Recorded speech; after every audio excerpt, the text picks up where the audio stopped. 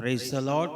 మన ప్రభువును రక్షకునైన యేసుక్రీస్తు పరిశుద్ధ నామంలో ఈ సర్వకృపానిధి మినిస్ట్రీస్ యూట్యూబ్ ఛానల్ వీక్షిస్తున్న మీ అందరికీ కూడా మా యొక్క హృదయపూర్వకమైన వందనాలండి. దేవుని మందిరానికి అనగా చర్చికి వెళ్ళాలా, వెళ్ళకపోతే ఏంటి అనే ఆ యొక్క మెసేజ్ సిరీస్లో భాగంగా ఇది రెండవ భాగాన్ని మేము మీకు సమర్పిస్తున్నాం. గత మొదటి భాగాన్ని మీరు ఆ, ఈ శ్రద్ధతో విన్నారని నేను ఆశిస్తున్నాను. తిరిగి రెండవ భాగంలోనికి మనం వెళ్ళిపోదాం. మనం ఎక్కడ ఆపి ఉన్నామంటే, మనం ఆ మొదటి భాగం ఎక్కడ ముగించి ఉన్నామంటే, దావీదు కీర్తన గ్రంథంలో రాస్తున్నమాట 52వ కీర్తన 8వ వచనంలో, దేవుని మందిరంలో నాటబడిన వారు పచ్చని ఒలివ చెట్టు వలె ఉంటారు అని దావీదు అక్కడ రాస్తున్నాడు. దేవుని మందిరంలో నాటబడిన పచ్చని ఒలివ చెట్టు వలె ఉందరు. అలాగే కీర్తనల గ్రంథంలో 92:13లో, కీర్తనల గ్రంథం 92:13లో దేవుని మందిరంలో నాటబడిన వారు మన దేవుని మందిరంలో వర్ధిల్లుతారు. యెహోవా మందిరంలో నాటబడినదై వారు మన దేవుని మందిరంలో వర్ధిల్లుతారు అని అక్కడ దావీదు రాస్తున్నాడు. అవును, మనం దేవుని యొక్క మందిరానికి మనం వెళ్ళాలి, దేవుని మందిరంలో నాటబడాలి. నాటబడడం వలన దేవుడు మనల్ని అన్ని విధాలుగా అన్ని రకాలుగా ఆశీర్వదించేవాడై ఉన్నాడు. కొంతమందికి దేవుని యొక్క మందిరంలో నాటపడటం ఇష్టం ఉండదు. కారణం ఏంటి అంటే, వాళ్ళకి దేవుని యొక్క మందిరానికి వాళ్ళు ఎందుకు వెళ్తారంటే ఎంటర్టైన్మెంట్ కోసం. కొన్ని చూడండి, ఒక వారం ఈ చర్చికి వెళ్తారు ఎందుకంటే ఈ చర్చిలో పాటలు బాగుంటాయి. ఇంకో వారం ఇంకొక చర్చికి వెళ్తారు, కారణం ఏంటంటే అక్కడ వర్షిప్ బాగుంటుంది. ఇంకో వారం ఇంకో చర్చికి వెళ్తారు, కారణం ఏంటంటే ఆ పాస్టర్ గారు చాలా చక్కగా నవ్విస్తా కవ్విస్తా దేవుని యొక్క వాక్యాన్ని బోధిస్తూ ఉంటాడు, ఇలాంటి ఇబ్బంది కలుగజేయడు వాక్యంలో అని. ఇట్లా చాలామంది సంఘాలు మారుస్తూ ఉంటారు. ఈరోజు ఒక సంఘం, రేపు ఇంకో సంఘం, ఎల్లుండి ఇంకో సంఘం. అయితే మరి అది వాళ్ళు చేసే పని ఎలా ఉంటుంది అంటే, వ్యవసాయదారులు చూడండి, ఆ యొక్క నారు పోసుకుంటారు. ఆ యొక్క వరి అనుకోండి, వరి నారు పోస్తారు, మొక్కలు వస్తాయి. అవి కొన్ని రోజుల వరకు వాటిని పెంచుతారు. అదే ఆ యొక్క దాంట్లో ఆ మడిలో పెంచిన తర్వాత ఆ మొక్కలను తీసి వారు పొలంలో నాటుతారు. వాళ్ళు నాటిన తరువాత ఏం జరుగుతుందంటే, ఆ మొక్క ఆ రైతు నాటిన స్థలంలోనే ఉంటుంది. రైతు వాటికి నీళ్ళని సప్లై చేస్తాడు, అలాగే ఆ యొక్క పిండి చల్లుతాడు, అలాగే ఆ యొక్క పురుగులు ఏమైనా వస్తే, పురుగు పడితే పురుగు మందు వేస్తాడు. ఆ యొక్క మొక్క, వరి మొక్క, అది నాటబడిన స్థలంలోనే ఉండి అది 30 60 100 ఫలిస్తుంది. అది ఆ రైతుకి ఫలాన్ని అనుగ్రహిస్తుంది. ఇది చాలామందికి తెలుసు. అయితే దేవుని యొక్క మందిరం విషయంలో అది ఫాలో అవ్వరు, అది అనుసరించరు. వాళ్ళు ఈరోజు ఈ వారం ఒక చర్చి, ఇంకో వారం ఇంకో చర్చి, ఇంకో వారం ఇంకో చర్చి ఉన్నాయి కదండి, చాలా చర్చెస్ ఉన్నాయి. ఆ ఒక్కొక్క చర్చికి వాళ్ళు తిరుగుతూ ఉంటారు. నువ్వు ఒక విషయం గమనించు, అదేంటిదంటే, నువ్వు నాటపడకపోతే, దేవుని మందిరంలో నాటపడకపోతే నువ్వు వర్ధిల్లవు అని నువ్వు తెలుసుకో. కొంతమంది ఏంటంటే, ఎవరైనా పాస్టర్ గారే కదా, ఏదైనా చర్చియే కదా, ఏదైనా వాక్యమే కదా అని తిరుగుతూ ఉంటారు. ఈ ఈ దినాల్లో మనం చూసినట్లయితే, మనం దేవుని యొక్క మందిరంలో నాటపడటం అవసరం. ఎవరైతే దేవుని యొక్క మందిరంలో నాటపడతారో, ఆ నాటపడిన వారి కొరకు దైవ సేవకుడు భారంతో ప్రార్థిస్తాడు, వారికి ఆత్మీయమైన సలహాలు ఇస్తాడు, వాళ్ళ విషయంలో వ్యక్తిగతమైన శ్రద్ధను తీసుకుంటూ ఉంటాడు. దావీదు అంటాడు, అందుకని నీ మందిరంలో ఒక్క దినం గడుపుట 1000 దినముల కంటే శ్రేష్టము. భక్తిహీనుల గుడారంలో నివసించుట కంటే నా దేవుని మందిరపు ఆ మందిరంలో ఆ యొక్క ద్వారం నుండుటే నాకు మంచిది అంటున్నాడు. అవునండి, భక్తిహీనుల గుడారంలో నివసించుట కంటే నా దేవుని మందిరపు ద్వారం దగ్గర నుంట నాకు మేలు. ఎందుకు అనంటే, ఆ తేడా దావీదు గ్రహించి గుర్తించి ఆ మాటలు చెప్తూ ఉన్నాడు. రాత్రి నేను అంతకుముందు రోజు నేను మీకు ఇంకొక మాట కూడా చెప్పి ఉన్నాను. అదేంటిదంటే, పార్ట్ 1లో దావీదు యొక్క హృదయాభిలాష ఏంటంటే, హృదయంలో నుంచి వస్తున్న కోరిక ఏంటంటే, కీర్తనల గ్రంథం 84వ కీర్తన 1-2 వచనాల్లో, యెహోవా మందిరావరణములను చూడవలనని నా ప్రాణం ఎంతో ఆశపడుచున్నది, అది సొమ్మసిల్లుచున్నది. జీవము గల దేవుని దర్శించుటకు నా హృదయమును నా శరీరమును ఆనందంతో కేకలు వేయుచున్నవి. అలాగే పోయిన పార్ట్ 1లో నేను మీతో చెప్పి ఉన్నాను. కీర్తనల గ్రంథం 42 కీర్తన 1-2 వచనాల్లో రాస్తాడు ఏమనంటే, దుప్పి నీటివాగుల కొరకు ఆశపడినట్లు దేవా నీ కొరకు నా ప్రాణం ఆశపడుచున్నది అని చెప్తూ, దేవుని సన్నిధికి నేను ఎప్పుడు వచ్చేదను, ఆయన సన్నిధిని నేను ఎప్పుడు కనబడతాను అని ఆయన హృదయాభిలాషను వ్యక్తం చేస్తూ ఉన్నాడు. అలాగే అక్కడ వరకు పోయిన పార్ట్ 1లో మనం చూసి ఉన్నాం. ఈరోజు పార్ట్ 2 మనం ప్రారంభిద్దాం. కీర్తనల గ్రంథం 130వ కీర్తన 5వ వాక్యం. దేవుని యొక్క సన్నిధికి ఎందుకు రావాలి అని ఆ మాటలో స్పష్టంగా దావీదు రాస్తున్నాడు. కీర్తనల గ్రంథం 130వ కీర్తన 5వ వాక్యం. అక్కడ రాస్తాడు, ఆయన మాట మీద నేను ఆశ పెట్టుకొని ఉన్నాను. దావీదు యొక్క హృదయాభిలాష ఏంటంటే, నేను దేవుని యొక్క సన్నిధానానికి వెళ్తాను, ఆ దేవుని యొక్క సన్నిధానంలో దేవుడు నాతో మాట్లాడతాడు. ఆయన నాతో ఏం మాట్లాడతాడా, ఆయన నాకు ఏమి సెలవిస్తాడా అని దేవుని యొక్క మాటల మీద ఆశతో దావీదు దేవుని యొక్క సన్నిధికి వెళ్తున్నట్లుగా మనం చూస్తున్నాం. అందుకనే దావీదు ఈరోజు ఈ ఆదివారం ఈ యొక్క రోజు ఆరాధనకి వెళ్ళాడు, అయిపోయింది అనుకోండి. మళ్ళీ దేవుని యొక్క మందిరపు తలుపులు ఎప్పుడు తెరవబడతాయా, మళ్ళీ అక్కడ ఆరాధన ఎప్పుడు జరుగుతుందా, మళ్ళీ నేను ఎప్పుడు వెళ్తానా అని ఈ వారం అయిపోయిన తర్వాత మళ్ళీ వచ్చే వారం వరకు ఆశతో ఎదురు చూస్తూ ఉండేవాడు. అందుకని కీర్తనల గ్రంథం 122వ కీర్తన 1వ వాక్యంలో రాస్తాడు, యెహోవా మందిరమునకు వెళ్ళుదామని జనులు నాతో అనినప్పుడు నేను సంతోషించి తిని. ఆయన యొక్క హృదయంలో ఉన్న ఆశ, హృదయంలో ఉన్న కోరిక ఏంటంటే, నేను దేవుని సన్నిధికి ఎప్పుడు వెళ్తానా, ఆయన సన్నిధిలో నేను ఎప్పుడు కనబడతానా అన్నది ఆయన యొక్క హృదయంలో ఉన్న ఆశ, కోరిక. అయితే అలాంటి ఆశ, కోరిక కలిగి ఉంటున్నప్పుడు ప్రజలు వచ్చారంట. వాళ్ళు అంటున్నారు, రాజా ఈరోజు దేవుని యొక్క మందిరంలో ఆరాధన జరుగుతుంది, మేము వెళ్తున్నాం, మీరు వస్తారా అని అనగానే ఆయన సంతోషిస్తూ ఉన్నాడు. ఎస్, నేను కూడా వస్తాను అని దావీదు దేవుని యొక్క మందిరానికి వెళ్తూ ఉన్నాడు. అలాగే కీర్తన గ్రంథం 23వ కీర్తన 6వ వచనంలో రాస్తాడు, చిరకాలము యెహోవా మందిరములో నేను నివాసం ఉండకోరేదను. ఏ రాజు కదా ఆయనకి మహా పెద్ద రాజ నగరు ఉంటుంది, మంచి ఆ యొక్క వసతులు ఉంటాయి ఉండడానికి అంటే, కాదు, నేను చిరకాలం. 27వ కీర్తన 4వ వచనంలో ఇలా రాస్తాడు, అదేంటిదంటే, నా జీవిత కాలమంతయు నేను యెహోవా మందిరములో నివాసము చేసేదను. ఇందాక చూస్తే చిరకాలము అన్నాడు, ఇప్పుడు చూసినట్లయితే నా జీవిత కాలం అంతయు నేను యెహోవా మందిరంలో నివసిస్తాను. కారణం ఏంటి అని మనం చూస్తే పార్ట్ 1లో మనం చూసి ఉన్నాం. అదేంటిదంటే, చూడండి, నేను అక్కడ ఒక మాట చెప్పి ఉన్నాను, ఈ భూమి మీద ఉన్నప్పుడు మనం దేవుని యొక్క మందిరానికి వెళ్ళాలి. దేవుని యొక్క మందిరం అంటే ఏంటి, దేవుని యొక్క నివాస స్థలం, అది మన తండ్రి ఇల్లు. ఈ భూమి మీద ఉన్నప్పుడు మనం కానీ దేవుని యొక్క మందిరానికి వెళ్ళటానికి ఆసక్తి చూపకపోతే, మరి ఈ లోకాన్ని మనం విడిచిపెట్టిన తర్వాత మనం వెళ్ళి ఉండాల్సింది ఆ ప్రభు దగ్గరే. ఆ పరలోక రాజ్యం అనేది దేవునిది, ప్రభుది. ఆయన నివాసం ఉండే స్థలం. మరి ఆయనతో మనం ఉండాలంటే ఎలా ఉండగలం? ఈ భూమి మీద మనం ఉన్నప్పుడు దేవుని మందిరానికి రావాలంటే 1,00,000 సాకులు, చాలామంది 1,00,000 సాకులు చెప్తూ ఉంటారు. చూడండి, 132వ కీర్తన 13-14 వచనాల్లో మనం కానీ చూసినట్లయితే, యెహోవా సీయోనుని తనకు నివాస స్థలముగా ఉండాలని కోరుకుంటున్నాడు. ఇదే నా నివాస స్థలము, ఇక్కడే నేను నివసిస్తాను, ఇదే నా విశ్రమ స్థానం అని అక్కడ దేవుడు చెప్తూ ఉన్నాడు. అయితే చాలామంది దేవుని యొక్క నివాస స్థలమైన దేవుని యొక్క మందిరానికి అంటే చర్చికి రావడానికి చాలామందికి చాలా వంకలు ఉంటూ ఉంటాయి. అమ్మో, దేవుని యొక్క మందిరానికి చూడండి, మనం కానీ చూసినట్లయితే దేవుని యొక్క మందిరంలో ఆరాధన అనేది టైం పాటిస్తాం.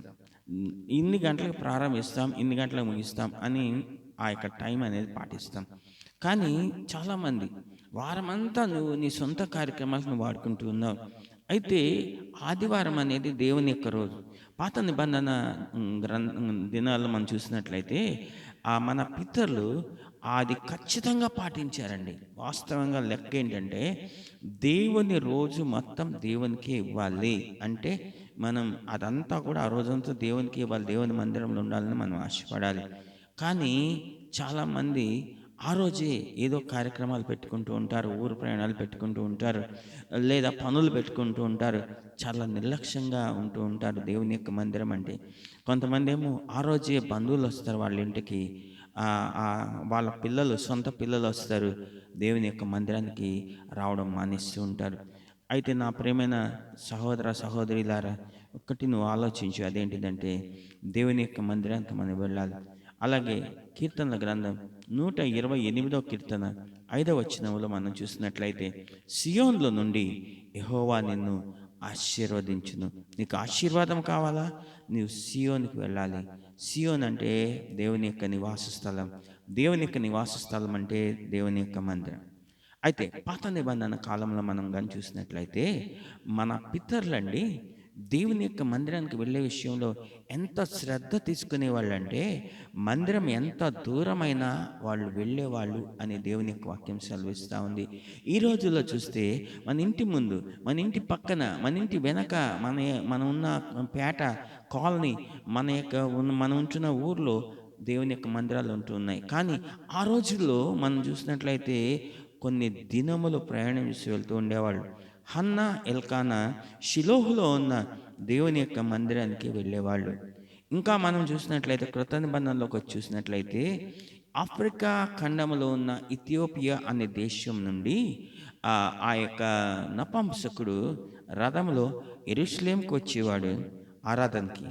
ఆరాధన చేసుకొని మళ్ళీ తిరిగి ఇథియోపియా వెళ్ళిపోతూ ఉండేవాడు. చూడండి, ఒక దేశం నుంచి మరొక దేశానికి దేవుని యొక్క మందిరానికి ఆరాధన కొరకు ఆ నపుంసకుడు వెళ్తూ ఉండేవాడు. సరే, మన ప్రభు అయిన యేసుక్రీస్తు గురించి కూడా మనం గాని చూసినట్లయితే, యేసు ప్రభు పుట్టినప్పుడు ఆయనకి వయస్సు 8 దినముల వయస్సు. అప్పుడు ఆయన తల్లిదండ్రులు ఆయన్ని దేవాలయానికి తీసుకొని వెళ్ళారు అని లూకాసు సువార్త 2వ అధ్యాయం 21వ వచనంలో మనం చూసినట్లయితే అక్కడ రాయబడి ఉంది. అంటే యేసు ప్రభు యొక్క తల్లిదండ్రులు కూడా దేవాలయానికి, అంటే దేవుని మందిరానికి, చర్చికి వెళ్ళి ఆ యొక్క అలవాటు వాళ్ళకి కలిగి ఉంటూ ఉన్నారు.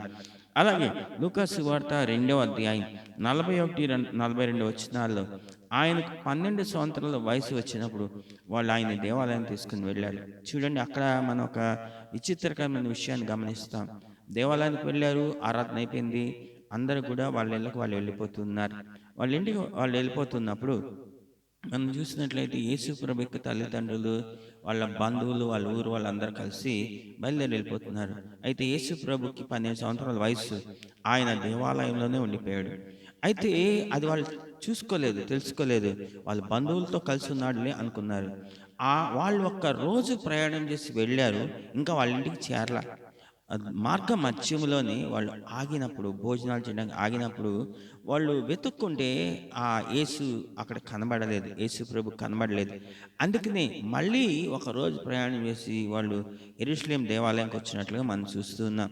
వస్తే అక్కడ ఆయన శాస్త్రులు, పరిసయ్యులు, ధర్మశాస్త్రోపదేశకులు, సద్దూకయ్యులతో ఆయన కూర్చొని మాట్లాడటం వాళ్ళు చూసి ఆశ్చర్యపోయారు. అలాగే మరి యేసు ప్రభు పెరిగి పెద్దవాడైన తర్వాత యేసు ప్రభు కంటిన్యూగా దేవుని యొక్క మందిరానికి వస్తూ ఉండేవాడు.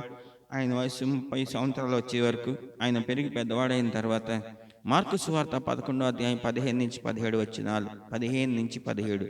మార్కు సువార్త 11వ అధ్యాయం 15-17. అక్కడ మనం చూస్తాం, యేసు ప్రభు యెరూషలేం దేవాలయానికి వెళ్ళాడు. అదంతా కూడా దేవాలయం అంతా కూడా మార్కెట్ స్థలం లాగా అయిపోయింది. ఒక దొంగల గుహగా అయిపోయింది. అక్కడ పావురాలు అమ్ముతున్నారు, గువ్వలు అమ్ముతున్నారు, అలాగే గొర్రెలు అమ్ముతున్నారు, మేకలు అమ్ముతున్నారు, అక్కడ రూకలు మారుస్తున్నారు. రకరకాల కార్యక్రమాలు అక్కడ జరుగుతున్నప్పుడు మనం ఆ వాక్య భాగంలో చూస్తాం. ఆయన కొరడా తీసుకుని అవన్నీ కూడా కొట్టేసి అదంతా చెల్లాచెదరు చేసేసి ఆయన అంటున్నాడు, నా మందిరం సమస్త జనులకు ప్రార్థనా మందిరం అనబడును, అయితే మీరు దాన్ని దొంగల గుహగా చేసి ఉన్నారు. ఆ విధంగా యేసు ప్రభు యొక్క అలవాటు కూడా ఏంటిదంటే దేవుని యొక్క మందిరానికి వెళ్ళేది. ఇంకా స్పష్టంగా మీకు కావాలంటే యోహాను సువార్త 7వ అధ్యాయం ఆఖరి వచనం, అంటే 53వ వచనం, అలాగే 8వ అధ్యాయం మొదటి వాక్యంలో మనం చూసినట్లయితే ప్రజలందరూ కూడా ఎవరిళ్ళకు వాళ్ళు వెళ్ళిపోయారు. యేసు ఒలీవల కొండకు వెళ్ళాడు సాయంత్రం అయినప్పుడు. రాత్రంతా కూడా ఆయన ఒలీవల కొండ మీద ప్రార్థన చేసుకున్నాడు. మళ్ళీ ప్రతిరోజు తెల్లవారగానే ఆయన సమాజ మందిరంలోకి వచ్చేవాడు. ప్రజలందరూ కూడా ఆయన ఎదుటికి వచ్చేవాళ్ళు. ఆయన కూర్చుండి వాక్యాన్ని బోధించేవాడు. ఇది ఆయన యొక్క దినచర్య. 30 సంవత్సరాల వయసు నుంచి 33.5 వరకు ఆయన యొక్క దినచర్య ఏంటంటే, ప్రతిరోజు ఉదయకాల సమయంలో తెల్లవారగానే సమాజ మందిరంలోకి వెళ్ళి దేవుని యొక్క వాక్యాన్ని ఆయన బోధిస్తూ ఉండేవాడు. లూకాసు వార్త 4వ అధ్యాయం 16వ వచనంలో మనం కానీ చూసినట్లయితే, ఆయన సమాజ మందిరంలో లూకాసు వార్త 4వ అధ్యాయం 16వ వాక్యాలను చూస్తే, ఆయన సమాజ మందిరంలో లేఖనాన్ని చదవడం మనం చూస్తాం. అంత మాత్రమే కాదు, లూకాసు వార్త 4వ అధ్యాయం 31 నుంచి 33 వచనాల్లో వరకు మనం చూసినట్లయితే, ఆయన ఒక దినమున సమాజ మందిరంలో వాక్యాన్ని బోధిస్తున్నప్పుడు ఆ వచ్చిన ప్రజలలో ఒక దయ్యం పట్టిన వాడు ఉండి కేకలు వేయటం మనం చూస్తాం. ఆ యేసు ప్రభు ఎవరో ఏంటో వాడు కేకలు వేసి తెలియజేస్తూ ఉన్నాడు. అంత మాత్రమే కాదు, లూకాసు వార్త 13వ అధ్యాయం 10వ వాక్యంలో మనం కానీ చూసినట్లయితే, ఒక దినమున ప్రభు సమాజ మందిరంలో దేవుని యొక్క వాక్యాన్ని బోధిస్తూ ఉన్నప్పుడు ఒక స్త్రీ, ఆమె నడుము వంగిపోయి ఉంది. ఆమె ఆ యొక్క ప్రజల్లో ఉన్నట్లుగా మనం చూస్తున్నాం. ప్రభు ఆమెని ముట్టి స్వస్థపరిచాడు అని మనం చూస్తున్నాం. అలాగే లూకాసు వార్త 19వ అధ్యాయం 47వ వచనంలో మనం కానీ చూసినట్లయితే, లూకాసు వార్త 19వ అధ్యాయం 47వ వచనంలో మనం కానీ చూసినట్లయితే, ఆయన ప్రతి దినము దేవాలయములో ఆయన బోధిస్తూ ఉండేవాడు. ప్రతి దినము దేవాలయంలో బోధిస్తూ ఉండేవాడు. అలాగే యోహాను సువార్త 5వ అధ్యాయం 14వ వచనంలో మనం కానీ చూసినట్లయితే, 38 సంవత్సరాల నుంచి రోగంతో బాధపడుతూ ఆ బెతస్దా కోనేరు దగ్గర పడి ఉన్న ఆ వ్యక్తిని ప్రభు ఎప్పుడైతే బాగు చేశాడో, ఆ వ్యక్తి దేవాలయానికి వెళ్తాం ప్రారంభించాడు. ఒక దినమున ప్రభు అతన్ని దేవాలయంలో చూసి ఆయన్ని హెచ్చరిస్తున్నట్టుగా మనం ఆ వాక్య భాగంలో మనం చూస్తాం. అంత మాత్రమే కాదు, యేసు ప్రభు తర్వాత ఆయన యొక్క శిష్యులు పేతురు, యోహాన్లు పగలు 3 గంటలకు సమయమున, ప్రార్థన సమయమున వాళ్ళు దేవాలయానికి ఎక్కి వెళ్తూ ఉన్నారు అని మనం చూస్తూ ఉన్నాం. అవునండి, అది ఏదైతే యేసు ప్రభు యొక్క అలవాటు ఉందో అది ఆయన శిష్యులకి ఆయన నేర్పిస్తూ ఉన్నాడు.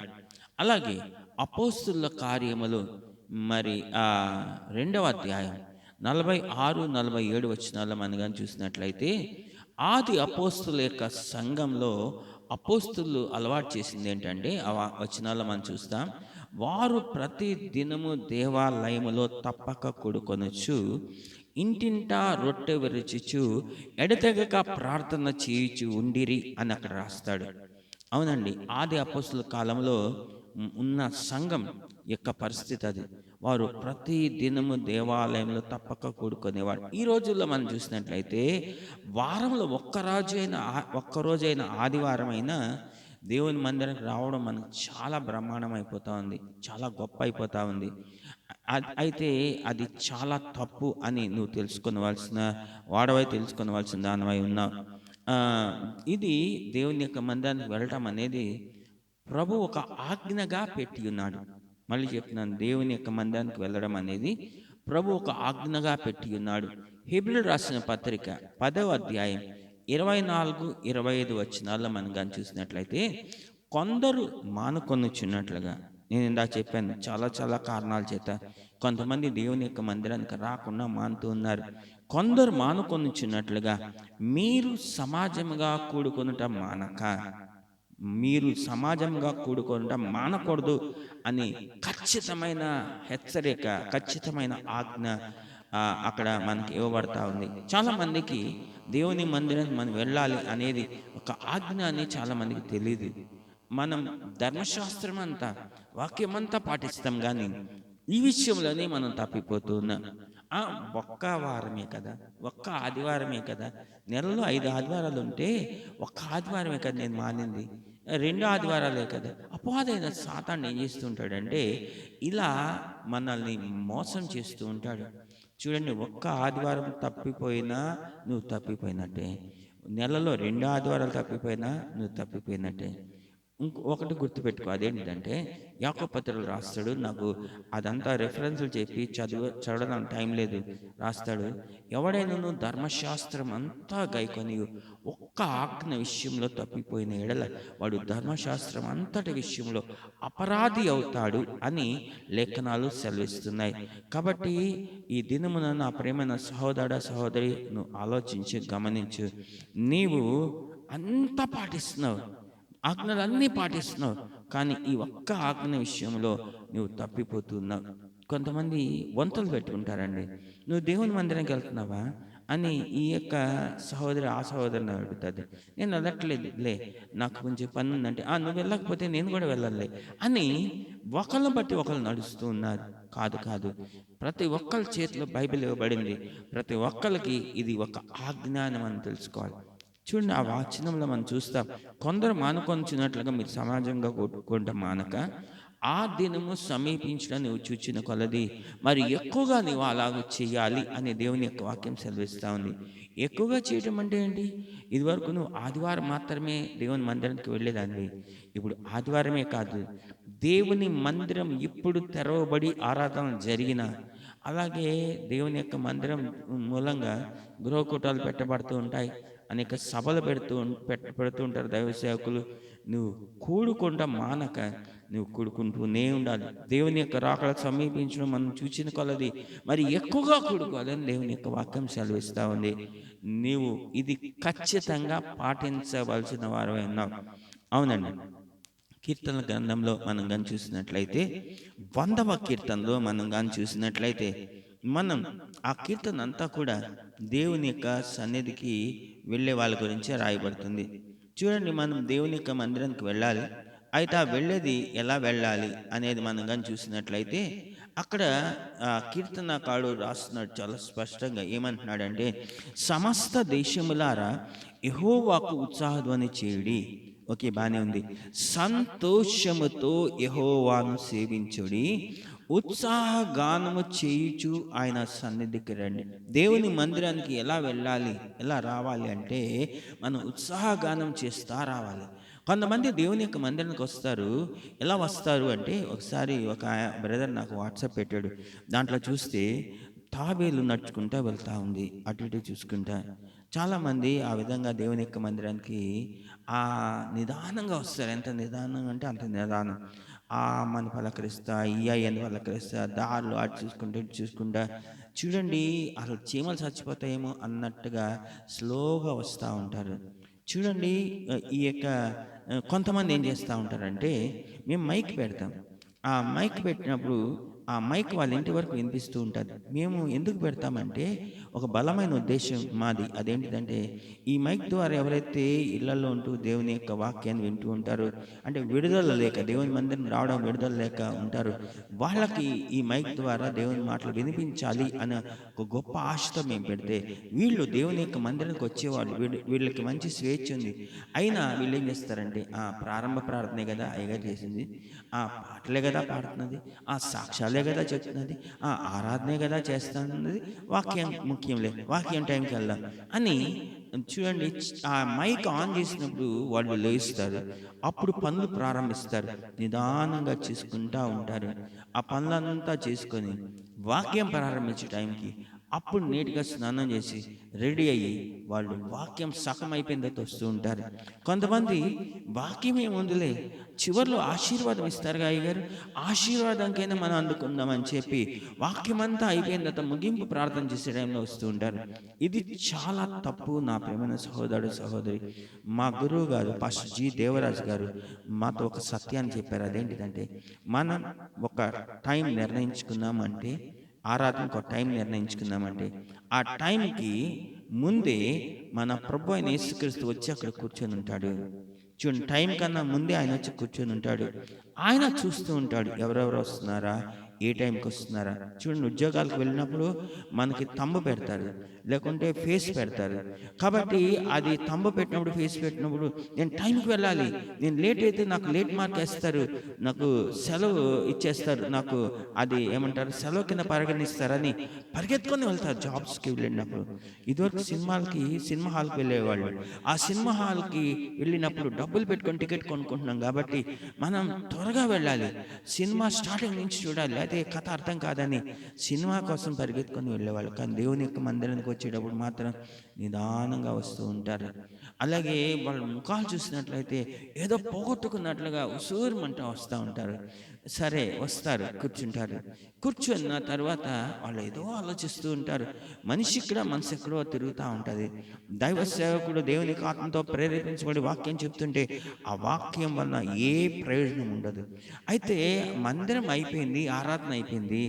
దైవ సేవకులు ప్రార్థన చేస్తున్నారు అంటే అందరికన్నా ముందే తోసుకుంటూ వచ్చి నా కోసం ప్రార్థన చేయండి, ముందు నాకే చేయాలి అని చేయించుకుంటారు. ఒక్క నిమిషం కూడా ఆగకుండా పారిపోతారు. ఆ యొక్క వాట్సాప్ పెట్టిన బ్రదర్ ఏం పెట్టారంటే, తాబేలు వెళ్తూ ఉంది, దానికి పెట్టాడు మందిరానికి విశ్వాసులు వచ్చే పరిస్థితి. రెండోది, ఆయన ఒక కుందేలు పండుకొని నిద్రపోతా ఉంది. తాబేలు కుందేలు కథ మీకు తెలుసు. అలా దేవుని యొక్క మందిరానికి వచ్చి వాళ్ళు హాయిగా చక్కగా ఫ్యాన్లు, కార్పెట్లు, చైర్స్ ఉంటాయి కదా, వాళ్ళకు ఇష్టమైన దాని మీద కూర్చొని హాయిగా నిద్రపోతూ ఉంటారు. ఆ తర్వాత దేవుని యొక్క మందిరంలో ఆరాధన అయిపోగానే పిట్టకు కూడా దొరకరు అన్నట్టుగా ఒక క్షణంలో వెళ్ళి వాళ్ళ ఇంట్లో పడిపోతూ ఉంటారు. వచ్చేటప్పుడు ఎంత స్లోగా వచ్చారో, వెళ్ళేటప్పుడు అంత స్లోగా వెళ్ళరు, చాలా ఫాస్ట్‌గా వెళ్ళిపోతూ ఉంటారు. ఇక్కడ 100వ కీర్తనలో రాస్తున్నాడు, 2వ వచనంలో, సంతోషంతో యెహోవాను సేవించుడి, ఉత్సాహగానం చేయుచు ఆయన సన్నిధికి రండి అని రాస్తూ 4వ వచనంలో రాస్తాడు, కృతజ్ఞతార్పణలు చెల్లించుచు ఆయన గుమ్మములలో ప్రవేశించుడి, కీర్తనలు పాడుచు ఆయన ఆవరణములలో ప్రవేశించుడి అని రాస్తూ ఉన్నాడు. ఇది దేవుని యొక్క మందిరానికి వెళ్ళే విధానం. తర్వాత కూడా నీవు ఈ వాక్యమైన తర్వాత ఆ 100వ కీర్తన నువ్వు 1-10 సార్లు చదువుకో, అప్పుడు నీకు అర్థమవుతుంది. కీర్తనల గ్రంథం 95వ కీర్తన 2వ వచనంలో మనం కానీ చూసినట్లయితే, కృతజ్ఞతాస్తుతులు చెల్లిస్తూ కృతజ్ఞతాస్తుతులతో మనం ఆయన సన్నిధికి మనం రావాలి అని దేవుని యొక్క వాక్యంలో మనం చూస్తూ ఉన్నాం. కీర్తనల గ్రంథం 96వ కీర్తన 8వ వచనంలో మనం కానీ చూసినట్లయితే, నైవేద్యం తీసుకొని ఆయన ఆవరణంలోకి రండి. అంటే నైవేద్యం అని చెప్పినప్పుడు ఆఫరింగ్, ఇంగ్లీష్లో ఆఫరింగ్ అని రాయబడుతుంది. దేవునికి మనం కానుక తీసుకొని మనం దేవుని యొక్క మందిరానికి రావాలి.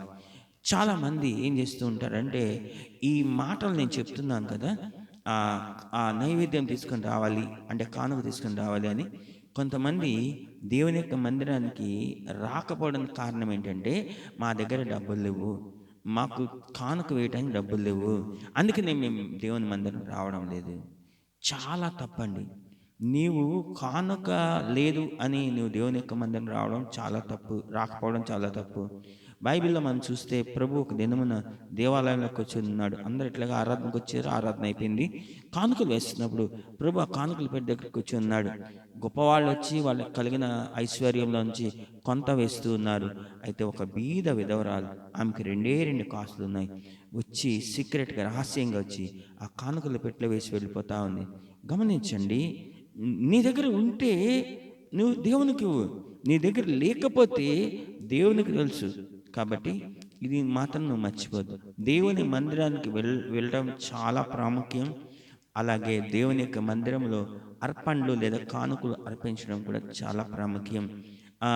మూడవది, ప్రసంగి గ్రంథంలో రాస్తాడు 5వ అధ్యాయం 1-2 వచనాల్లో, నీవు దేవుని మందిరంలోకి పోనప్పుడు నీ ప్రవర్తనను జాగ్రత్తగా చూసుకొనవలెను.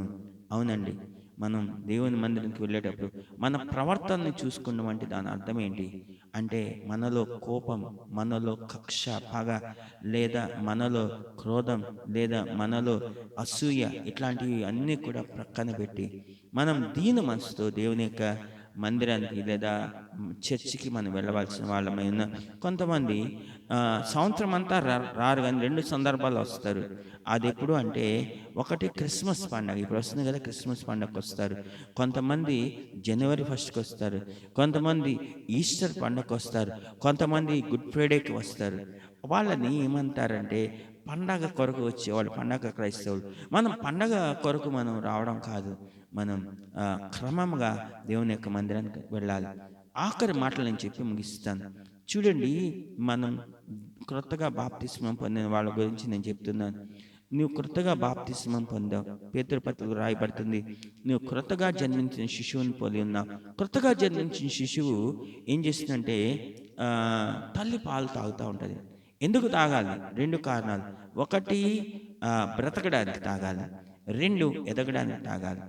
చూడండి, ఆ తల్లి ఆ యొక్క పాలని దేవుడు నీ యొక్క వాక్యంతో పోల్చబడింది ఆ పేతురు పత్రికలో. మనం రక్షణ విషయంలో ఎదగాలి అంటే మనం దేవుని యొక్క మందిరానికి వచ్చి ఆ నిర్మలమైన వాక్యము అనే పాలని మనం త్రాగవలసిన వాళ్ళమై ఉన్నాం. అప్పుడే మన రక్షణలో పెరుగుతాం. చాలా మందికి సత్యం తెలియదు. బాప్తిసం పొందుతారు ఎందుకంటే చర్చిలో మెంబర్షిప్కి వస్తుంది, కానీ దేవుని యొక్క మందిరానికి క్రమంగా వెళ్ళరు. అలాంటి వాళ్ళు పుట్టారు కానీ పెరగలేదు. చూడండి, చాలామంది ఎత్తుకొని తిరుగుతూ ఉంటారు పిల్లల్ని. ఎంత అంటే 25 సంవత్సరాలు అంటారు, కానీ వాళ్ళని చూస్తే 5 సంవత్సరాల వయసు కూడా ఉన్న వాళ్ళలాగా ఉండరు, లేదా 4 సంవత్సరాల వయసులో కూడా ఉన్న వాళ్ళలాగా ఉండరు. అంత చిన్నగా ఎందుకు? డాక్టర్స్ చెప్తారు ఎదుగుదల లేదు. వయసు అయితే వచ్చింది కానీ ఎదుగుదల లేదు, అలాగే ఉంటారు. అయితే దినమున నువ్వు ఆ విధంగా ఉంటే నువ్వు దేవుని యొక్క రాకుండా ఎత్తపడవని గుర్తుపెట్టుకో. అందుకని మనం దేవుని యొక్క సన్నిధికి మనం క్రమంగా వెళ్దాం. గత కాలంలో నీ పరిస్థితి ఏ విధంగా ఉన్నా సరే, ఈ వాక్యం ఏంటినా నీవు ఈ వాక్యం ద్వారా దర్శించబడి నీ యొక్క పరిస్థితిని నువ్వు సరిచేసుకొని, ఇంతకాలం నువ్వు దేవుని యొక్క మందిరానికి ఎందుకు వెళ్ళాలో నీకు తెలియలేదు కాబట్టి ఈ దినమున ప్రభు నీతో తెలియజేసి ఉన్నాడు. నువ్వు దేవుని యొక్క మందిరానికి వెళ్తాను తీర్మానం చేసుకో. కళ్ళు మూసుకోండి, ప్రార్థన చేసుకుందాం. తండ్రి, నీ కృతజ్ఞతాస్తుతులు స్తోత్రాలు చెల్లిస్తున్నా. ఈ దినమున ప్రభువా, ఎంతమంది బిడ్డలైతే నీ మాటలు విని ఉన్నారు, వాళ్ళందరినీ కూడా ఈ వాక్యం ద్వారా మీరు దర్శించిన స్తోత్రాలు.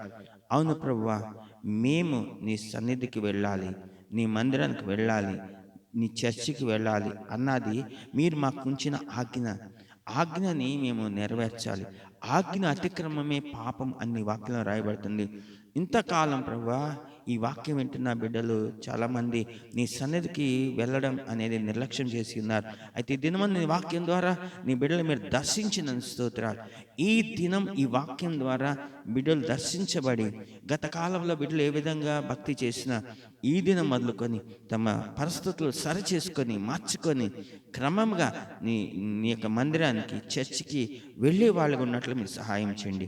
సమస్త ఘనత మహిమ ప్రభావాలు మీరు మాత్రమే పొందుకోండి ప్రభు. వాక్యం వ్యర్థమైపోకుండా బిడ్డల యొక్క హృదయాల్లో ఫలించినట్లు మీరు సహాయం చేసి సమస్త ఘనత మహిమ ప్రభావములు మీరు మాత్రమే పొందుకోమని యేసు నామములో అడిగి వేడుకొని ప్రార్థిస్తున్నాం తండ్రి, ఆమేన్. తండ్రి అయిన దేవుని యొక్క ప్రేమ, కుమారుడైన యేసుక్రీస్తు కృప, పరిశుద్ధాత్మిక అన్యోన్య సహవాసం, సమాధానం ఈ వాక్యాన్ని వింటున్న ప్రతి బిడకు దేవుని రాకడ పర్యంతం సదాకాలం తోడై ఉండి నడిపించును గాక. ఆమేన్, ఆమేన్, ఆమేన్. ప్రైజ్